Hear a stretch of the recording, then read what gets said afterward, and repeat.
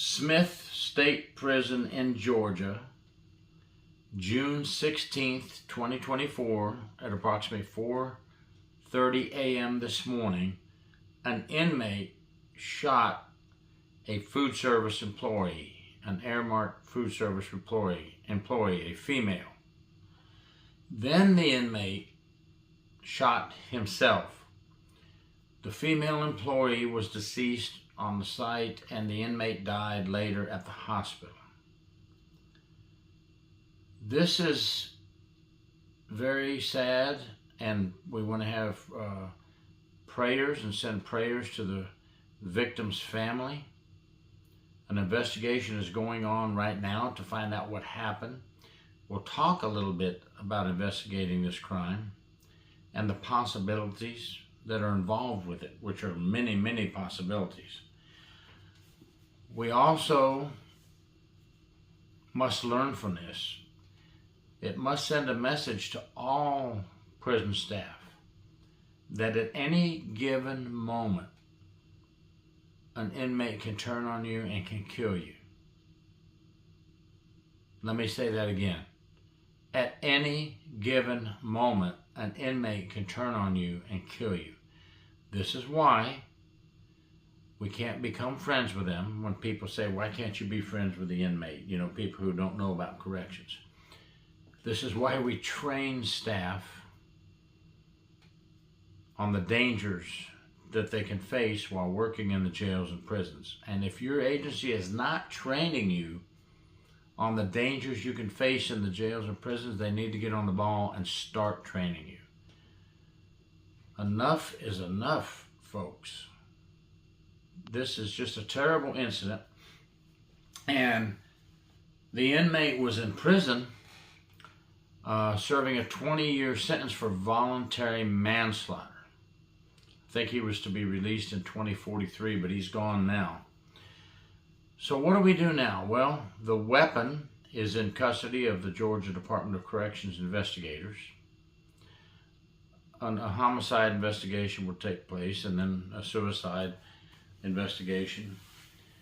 And we have to work hard, and I hope investigators work hard to find out the reason for this crime so that we can learn from it. Okay, it sounds terrible. I don't want to learn from a bad thing that happened to somebody else. I've heard some people say, well, listen, there was an FBI shooting down in Miami, and it was terrible many, many years ago. That became a training video to help save other officers' lives on the street. We have to do the same thing in the jail and prison system. We have to look at unfortunate incidents. We have to find out why they happen so we can fix them. And we have to learn from them.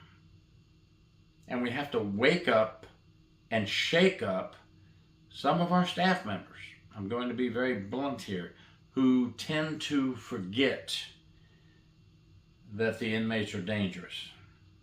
Because when you let your guard down, that's when they lower the hammer on you. Okay? We have here a contraband problem, number one. Why? Because there's a gun in an inmate's hands.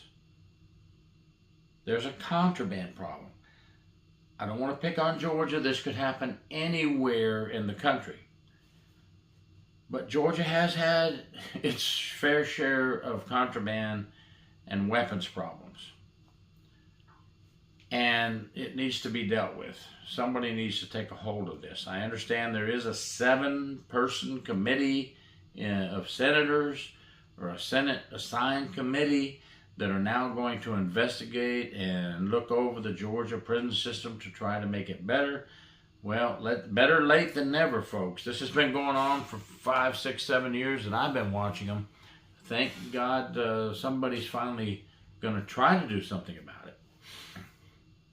But this can happen everywhere, and this problem does exist in other states as well. So now we have to investigate, how did the weapon get in? No disrespect to anybody here, but you have to look as an investigator. You know how when a child goes missing, they look at the parents first? Let's look at the victim in this case. from Airmart who worked with this inmate in the food service department.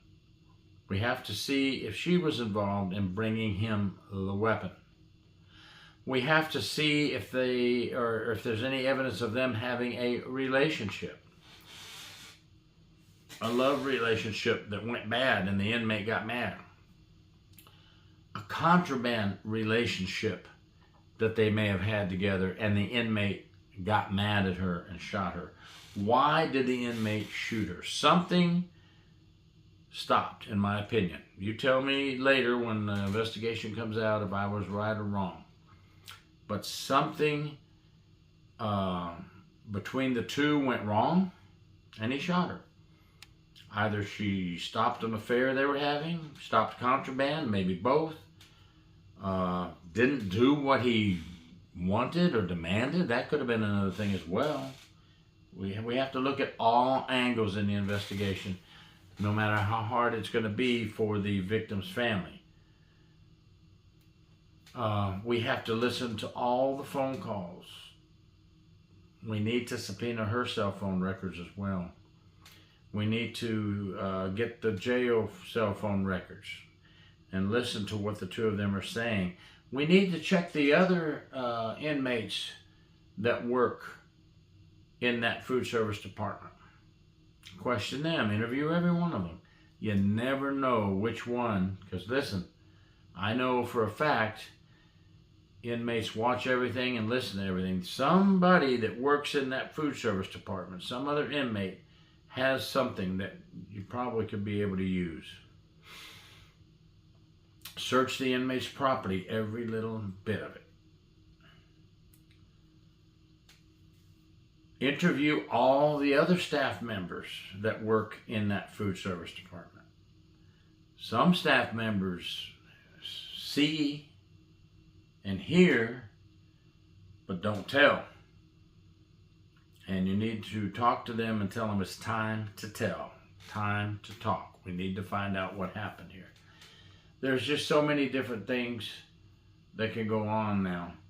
We need to check our security, our entire security policy. Are we searching people coming in and out of the prison properly? How far can we, by law, search them coming into the jail? Now, I've had a lot of officers say, I don't mind being searched if it's going to protect all of us. This is a fine example, this case right here. So when you complain, oh my God, I work here, I'm an officer, I'm being searched, just stop and think for a minute. Why are the searches being conducted on staff? If you have nothing to hide, don't worry about it. Get searched and go in and do your job. Why worry about it? It's for everyone's protection. I tell people, don't complain about it. You know, you could be the one, the next victim, if we don't stop and control contraband coming into our jails and prisons. This is a sad case. I read somewhere where it said, but inmates are not allowed to have weapons. Of course they're not allowed to have weapons. This weapon was smuggled into this prison. Now we want to know who smuggled it. Let's trace that weapon back as well. It's probably an underground stolen weapon, you know. If the smugglers had any street savvy, they wouldn't smuggle in a gun registered to themselves, obviously. Stolen gun, could be a stolen gun. But we need to trace that weapon serial number back as far as we can, go ask questions, find out where it was purchased, find out who owned it at one time or another. Check every avenue we can and go from there. Fingerprints need to be checked on that weapon. We know the suspect's fingerprints should be on there, but could there be another print left on there after being handled by the suspect and possibly other inmates? Yes. And if we do get a print from another inmate on there besides our subject inmate, hey, there's another lead. Let's go find out why this inmate had it in their hand. Years ago, before Florida changed our system, we had packages come into inmates. and a lady put a nice package together, and inside the hair shampoo, she put some drugs. So everybody looks at the package, hair shampoo, they open it, you know, the old go in there and stir it with a stick and see if you find any contraband. It got through to the inmate, but that package did not get through to the inmate. It was caught by a good employee who found the drugs inside the shampoo. Long story short, sent it to Florida Department of Law Enforcement in Tampa for prints, and we got a print. The lady who sent the package, her print was on there. So you just never know. You have to do everything. You have to look at all the evidence and make sure you get a lot of evidence tested for fingerprints, and do a thorough job doing your investigation. So let's see how this turns out, and let's see what happens from this point forward. And we need to work harder everywhere as prison staff, correctional or civilian, to pay attention to what's going on around us. And our management needs to make sure that we're keeping officers tuned up.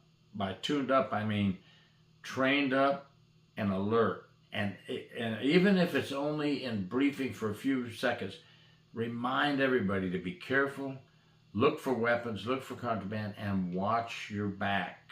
Keep your head on a swivel. Thank you very much. Gary York, True Prison Stories. Please subscribe.